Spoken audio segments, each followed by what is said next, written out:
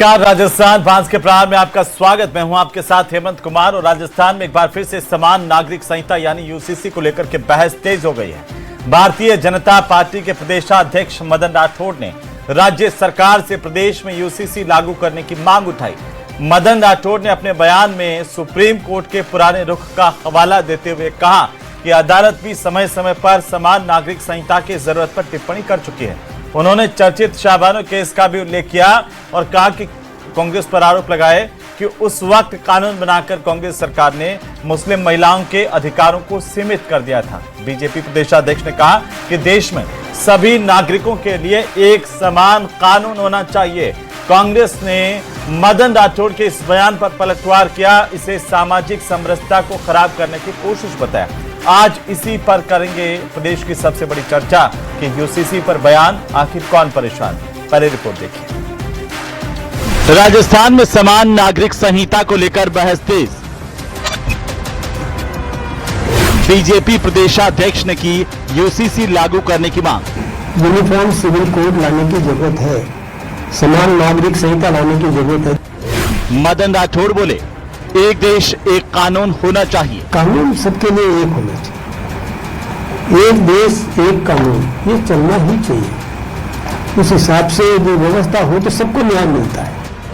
कांग्रेस ने कहा समरसता को नष्ट करना चाहती है बीजेपी। भारतीय जनता पार्टी जो हमारी सामाजिक समरसता का जो परंपरा है, हमारी संस्कृति है, इसको छिन्न-भिन्न करना चाहती है।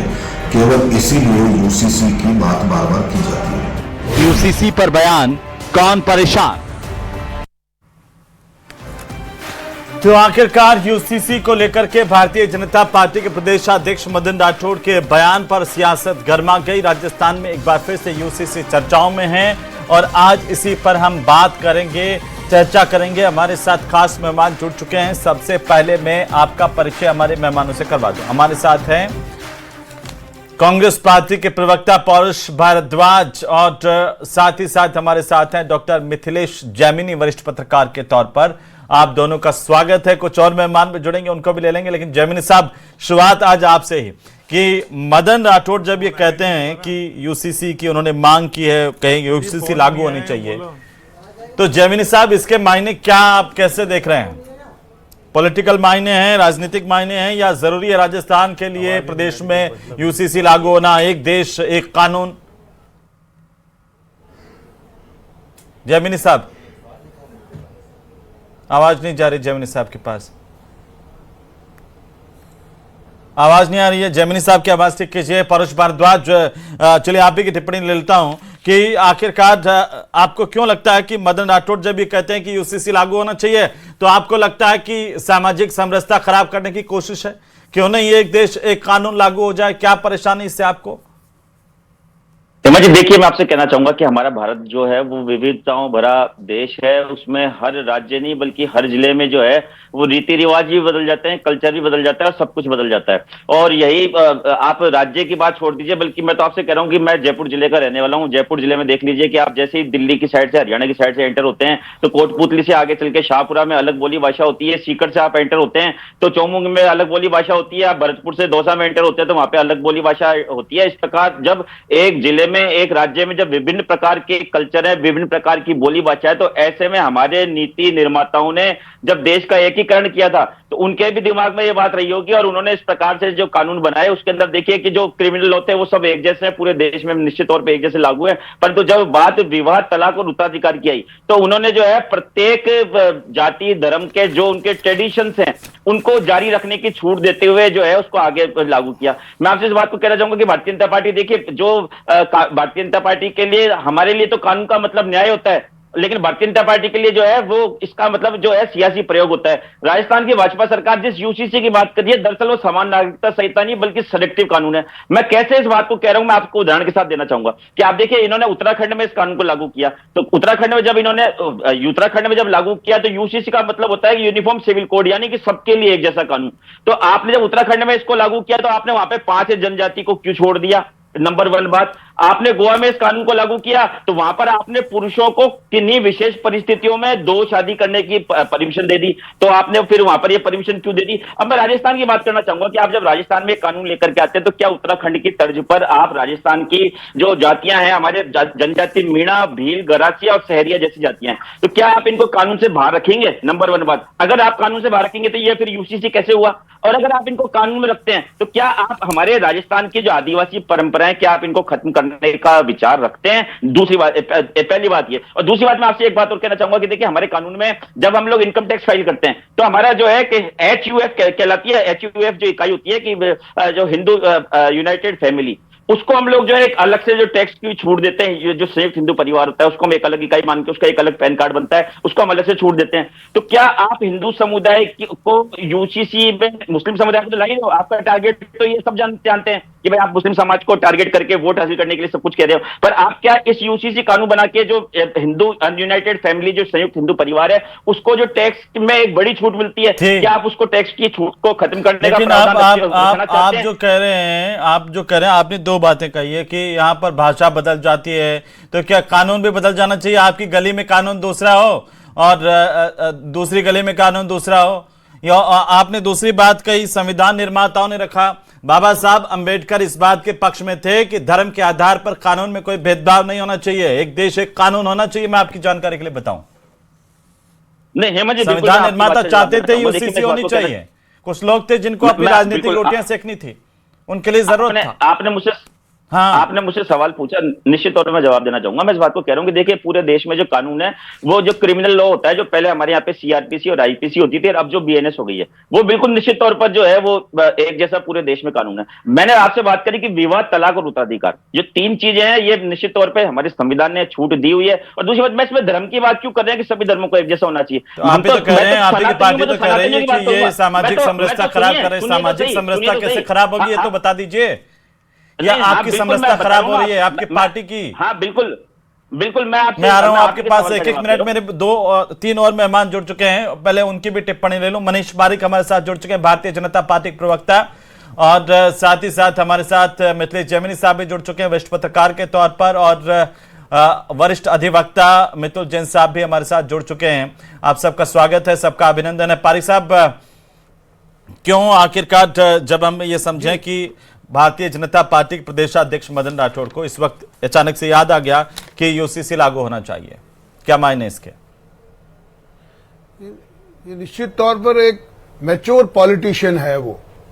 उन्होंने जो जन भावनाओं की अभिव्यक्ति को अपना धर्म और कर्म माना है, उसी के तहत कई बार एमएलए रहे हैं, मिनिस्टर लेवल का है, सांसद है, देश की राजनीति के बारे में जानते हैं। जो देश की नब्ज है वो समानता है, वो समान अवसर है, वो न्याय है, और वो उसी में पले बड़े हैं। इसलिए प्रदेश अध्यक्ष जी का ये स्वाभाविक तौर पर कहना सहज प्रतीत होता है कि जब सब जगह पर, दूसरी बात 44 आर्टिकल 44 में ये था कि जब आप कंट्री बने थे, जब आप देश बने थे, उस समय जब आपको आजादी मिली थी, तो एक मैच्योरिटी में कमी हो सकती है लोगों में, इसलिए कहते हैं लोग बात कि अभी आपको कुछ समय लगेगा। तो अब सब तरफ से समानता ही हमारा मकसद, जो 44 और हमारा समानता ही मकसद है, तो उसमें कहा गया है आर्टिकल 35 था। जी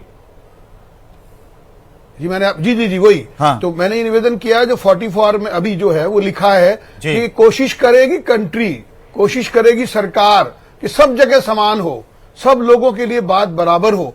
तो अब हम जब मैच्योर डेमोक्रेसी हो गए हैं 75 साल के, तो ये बात तो अभी स्वाभाविक उठेगी।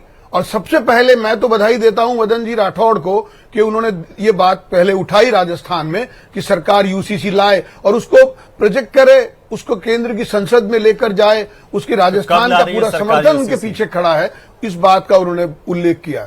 जी, कब ला रही है सर यूसीसी सरकार? जी मैंने आपको यही निवेदन किया, उन्होंने डिमांड किया है, और ये निश्चित तौर पर एक कानूनी बात है, लेकिन जनता से जुड़ी हुई है। भारतीय जनता पार्टी सांस्कृतिक राष्ट्रवाद को मानने वाली है, जो यहाँ के लोग हैं, यहाँ की कल्चर है, जो भूभाग नहीं है, ये भूमि का टुकड़ा नहीं है, जीता जाता राष्ट्र पुरुष है। इस चीज को मदन राठौड़ जी ने जिया है, और वो समझते हैं कि सब जगह पर समान अवसर होने चाहिए, सब जगह पर ये बात होनी चाहिए कि किसी को, अब मैं यूनिटी इन डाइवर्सिटी भी है। मैं आपको ये अभी कह रहे थे बार बार पौरुष भारद्वाज जी कि वो कोई आपको आपकी पूजा पद्धति में विघ्न नहीं होने वाला। आप अपनी अगर कोई भी पूजा पद्धति कौन सी स्वीकार करते हैं, अंगीकार करते हैं, वो करिए। कोई भी धर्म मानते हैं मानिए। आपको जो खराब करने की कोशिश कर रहे हैं, वो तो कह रहे हैं कांग्रेस करे, आप सामाजिक समरसता खराब करने के लिए इस तरह की बात करते हैं। सांप्रदायिकता की बात हो रही है, ये धर्मनिरपेक्षता की बातें करते हैं ना। निरपेक्ष होना चाहिए था। इनको तो ये जवाब देना पड़ेगा कि एक तरफ एक धर्म को कुछ और एक धर्म को कुछ क्यों मान रहे हो आप। ये तो आप तो निरपेक्ष हो ना। जवाब दीजिए। ये तो हम कह रहे हैं, जवाब दीजिए। और उसीलिए धार्यती धर्म है। भाजपा तो इसको मानने वाली है। 10 सेकंड का छोटा सा जवाब है। 2 और मेहमान, 3 और मेहमान है जी। हेमंत जी, बीजेपी की कोई भी बात जो है वो मुस्लिम धर्म को लाए बिना पूरी होती नहीं। मैंने बात ये करी कि मेरी चिंता जो मैंने दर्शाई अपने ओपनिंग स्टेटमेंट में, वो हिंदू समाज की जो आदिवासी जातियों को लेकर क्या दिक्कत है। वो अरे उत्तराधिकार में लड़कियों को अगर गोद लेने का अधिकार हो जाएगा, अगर लड़कियों को गोद लेने का अधिकार हो जाएगा, महिलाओं को संपत्ति में अधिकार हो जाएगा, तो कांग्रेस के पेट में दर्द हो रहा है। आप बताओ, बराबर करो ना उनको। उसमें करेंगे नहीं। 18 बरस से कम को शादी करनी पड़ेगी। एक लड़की से ज्यादा विवाह करके 3-4 बहुएं बना लेंगे आप। और फिर कहेंगे कि उनका स्वास्थ्य अच्छा रहेगा, उनका लालन पालन अच्छा रहेगा। हाँ बोलिए ना, जवाब दीजिए जल्दी से। सुन लेना, मैं आपसे इस बात को कह रहा हूं कि क्या आदिवासियों की आप नाता प्रथा बंद करेंगे, इस बात का जवाब दीजिए। क्या गोद प्रथा बंद करेंगे, इस बात का जवाब दीजिए। और आपके द्वारा उत्तराखंड में जो लाया गया, ये आप भ्रमित कर रहे हैं। वही काम है कांग्रेस का, काम भ्रमित करने का है। अरे आदिवासियों की अधिकारों की रक्षा के लिए भारतीय जनता पार्टी कटिबद्ध है, और इसीलिए द्रौपदी मुर्मू जी राष्ट्रपति हैं आज। और आप हमारे सामने ये बात खड़ा कर रहे हैं। एक भी प्रथा आदिवासियों की समाप्त नहीं होने वाली है। लेकिन आप जो ये बात को डाइवर्सिफाई करने की कोशिश कर रहे हैं, वो कांग्रेस की पुरानी आदत। मैं आप मुझे जिस पिच पे खिलवाना चाहते हैं, मैं आपके पिच पे के नहीं खेल रहा, आप मेरी पिच पे करके इस बात का जवाब देना। अरे पिच पे खेलो, खेल कह रहे हो। You are out, you are out, you are not playing sir. मेरी चिंता, यू आर आउट बेसिकली। आप बात ही ऐसे कर रहे हैं फॉलो ऑन पे। ये कोई खेल नहीं है, ये देश की बात है परुष जी। ये जो आपने खेल बना रखा है ना, इसको, ये खेल नहीं है, ये देश की बात है। और ये देश में एक कानून लागू करने की बात है। आदिवासियों की प्रथाओं की रक्षा करना समझ रहे हैं, संविधान की मूल भावना है। आ रहा हूं। आरको साहब भी हमारे साथ जुड़ चुके हैं। आरको साहब भी हमारे साथ जुड़ चुके हैं। आरको साहब स्वागत है आपका न्यूज़ 18 राजस्थान पर। आरको साहब, भारतीय जनता पार्टी प्रदेश अध्यक्ष मदन राठौड़ जी, उन्होंने कहा कि एक देश है तो एक कानून लागू होना चाहिए। राजस्थान में भी यूसीसी लागू होना चाहिए। उत्तराखंड में, गोवा में पहले से यूसीसी है सर। जी बिल्कुल होना चाहिए। अगर यहाँ भी यूसीसी होना चाहिए। और ये जब भी मैं देखता हूँ, ये डिबेट में दोनों सियासी पार्टियां इसको अपने उसमें ले जाती है। अरे ये डिबेट लोगों के जानने के लिए, समझने के लिए, जो हो रहा है उसको पूरा अच्छी तरह लोग समझे। गलत हो रहा है तो गलत, और सही हो रहा है तो सही बताने के लिए यहाँ राजनीतिक शुरू हो जाती है। कांग्रेस ऐसी, बीजेपी ऐसी, फलाना ऐसी, दिन के ऐसी। नहीं आपको साहब, ये तो आर्टिकल 44 में बहस हो रहा है। आप ये मानिए, आर्टिकल 44 में बहस हो रहा है, जिसमें सरकार ये कोशिश करेगी कि सभी नियमों को, सभी अधिकारों को, सभी को समानता का अधिकार हो जाए। या आप 44 पे प्रकाश डालिए थोड़ा। देखिए, होना तो सभी को चाहिए, लेकिन हो तो उल्टा रहा है। एक धर्म में इंसानों में समानता नहीं होगा। इंसानों में फर्क पैदा कर दिया, 4 टुकड़े कर दिए इंसानों में। आप आरको साहब, आपका आप बात कर रहे हैं व्यक्तिगत अधिकारों की।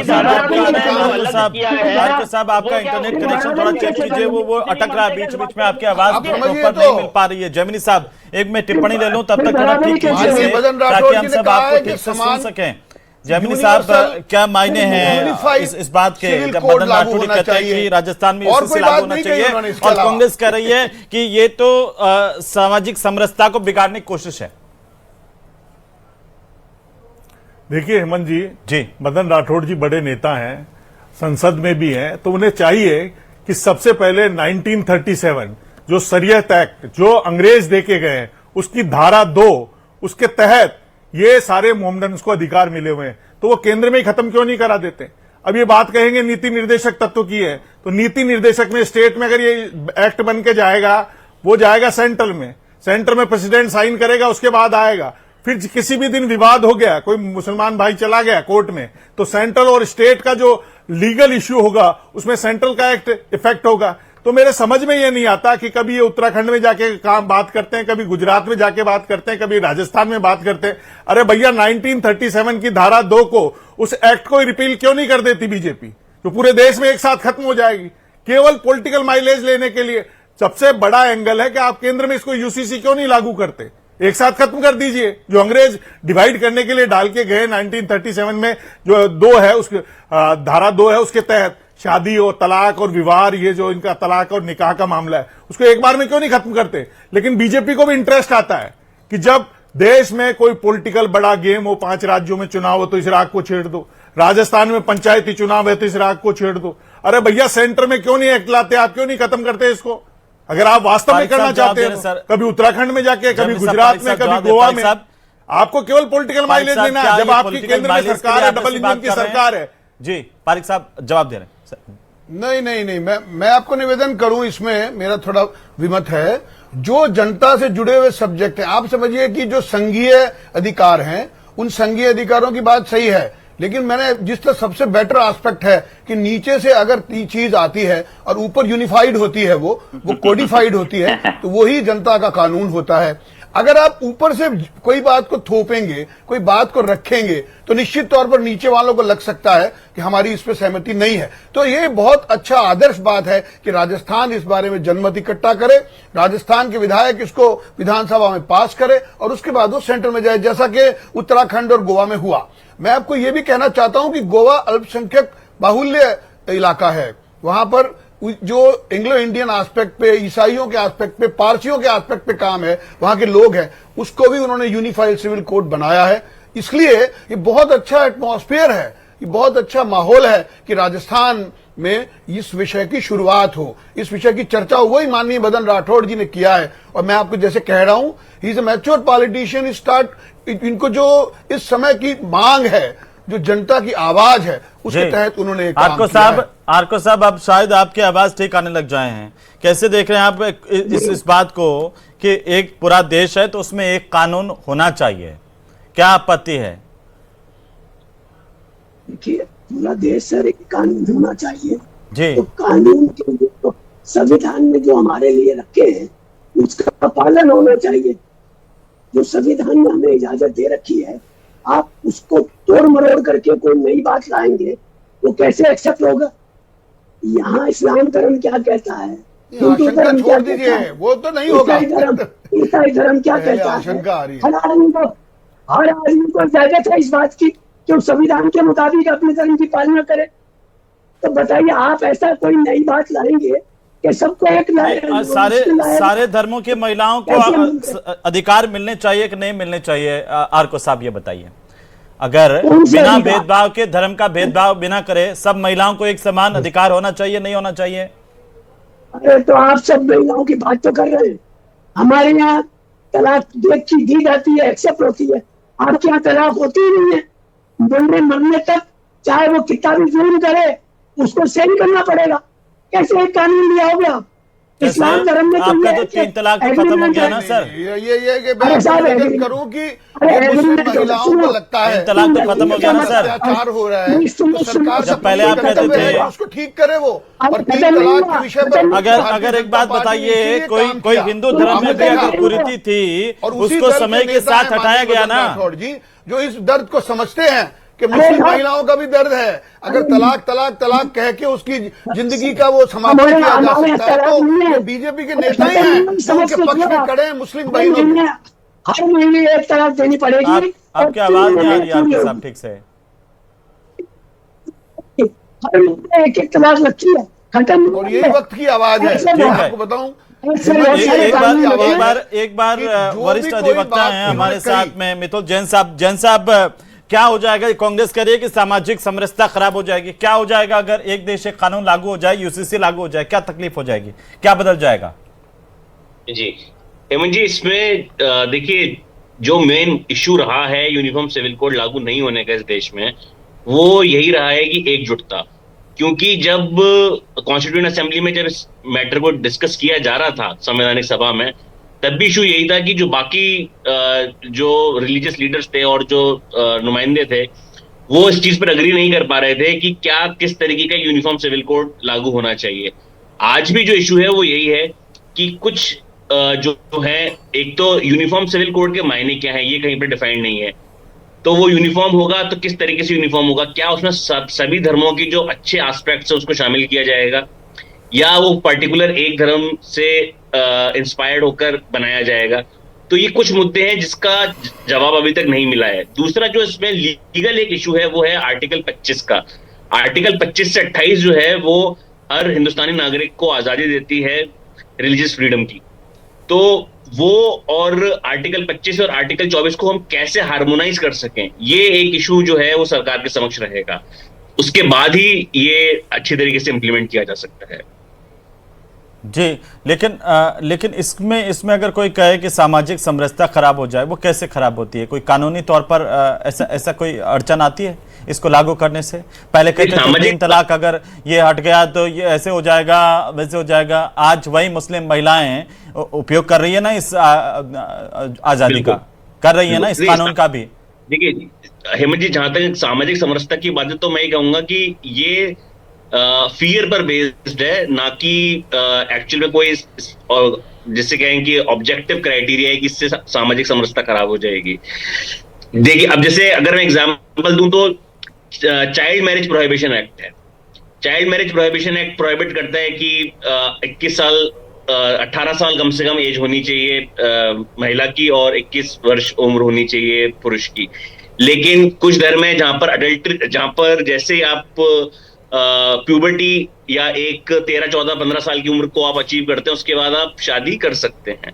तो ये कुछ विरोधाभास है कि एक तरफ कानून जो है वो चाइल्ड मैरिज को प्रोहिबिट कर रहा है और एक तरफ जो दूसरा धर्म है वो चाइल्ड मैरिज को प्रमोट कर रहा है, और प्रमोट नहीं कर रहा है तो उसकी इजाजत दे रहा है। तो ये कुछ जो विरोधाभास है इनको हटाया जा सकता है अगर एक यूनिफॉर्म सिविल कोड आ जाए, एक सामाजिक नागरिक संहिता आ जाए। उससे होगा ये कि जो कंफ्यूजन है और प्रोग्रेसिव समाज और नॉन प्रोग्रेसिव समाज का वो खत्म हो जाएगा।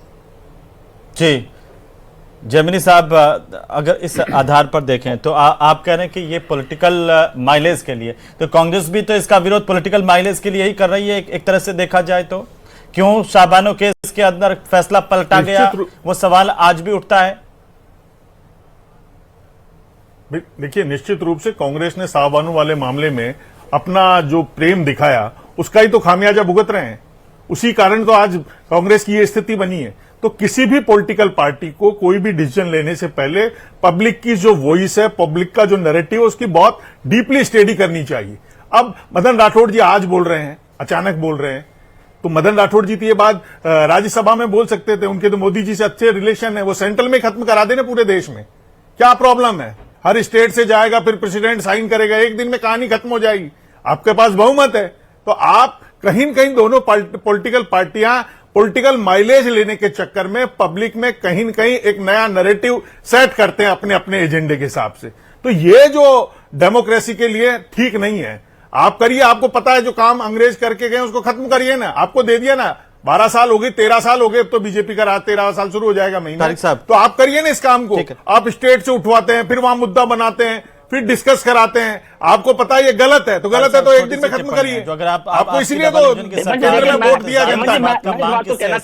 मैं इस बात को कहना चाहूंगा कि जैसा कि कांग्रेस की आशंका है, जैसा कि हमने अपनी डिबेट करी, मैं आपसे कह रहा हूं कि जनमानस की भावना है। जनमानस तो पहले दिन से 1947 से इसके लिए तैयार था। अब आपने आए इसी दम पे आप सरकार में डबल इंजन में, अब भी आप कह रहे हो जनमानस ने तो आपको वोट दिया ना 3 बार। अब भी आप सोच रहे हैं कि इसको खत्म करें नहीं करें आजादी के 75 साल बाद।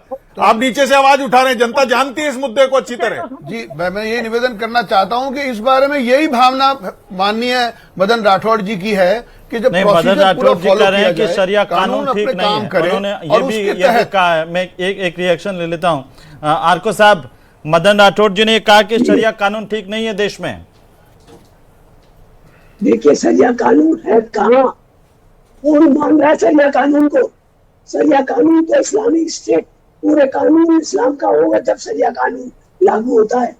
यहाँ तो सरिया कानून कहाँ है? ये तो सिर्फ अपनी वोटर्स को खुश करने के लिए एक दूसरे के खिलाफ, दोनों पार्टियां आपस में एक दूसरे के खिलाफ आपस में इस तरह की बातें ये दोनों पार्टियां तो करती हैं, लेकिन आपका मत क्या है? मैं तो ये जानना चाहता हूं कि आपका मत क्या है इसमें? मेरा मत तो ये है कि संविधान में हर धर्म को इजाजत दी है, वो अपने धर्म की पालना करे।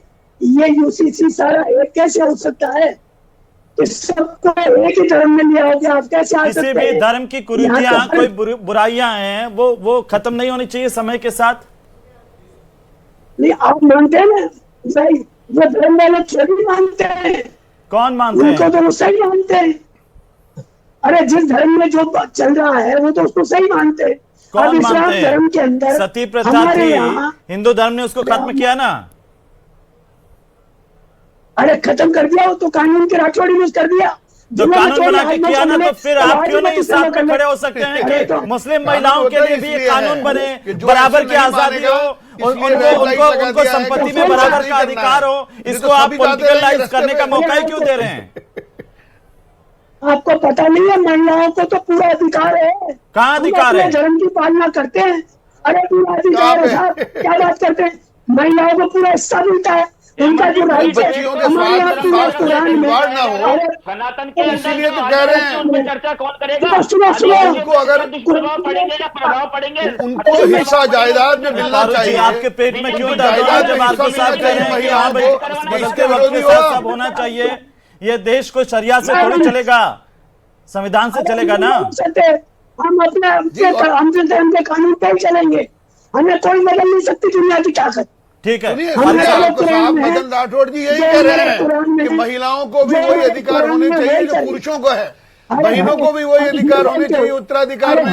यही तो वो कह रहे हैं। आप ये समझिए पूजा पद्धति के साथ कोई खिलवाड़ नहीं होगा। भ्रम भी नहीं फैलाना चाहिए, भ्रम भी नहीं फैलाना चाहिए। समझ में नहीं आए तो थोड़ा और समय लेकर यही निवेदन है हेमंत जी की, ये बार बार अपनी पुरानी लकीर को पीटने जा रहे हैं। शामिल होने जाने कौन सा डर लगा हुआ है, वही थे जिन्होंने हो रही है। लेकिन ये बात भी ठीक है कि समय के साथ में तमाम कुरीतियों का अंत भी होना चाहिए, और एक देश में अगर सबको एक समान अधिकार बिना किसी धार्मिक जातिगत भेदभाव के मिले तो इसमें गलत क्या है, सोचने की भी जरूरत है।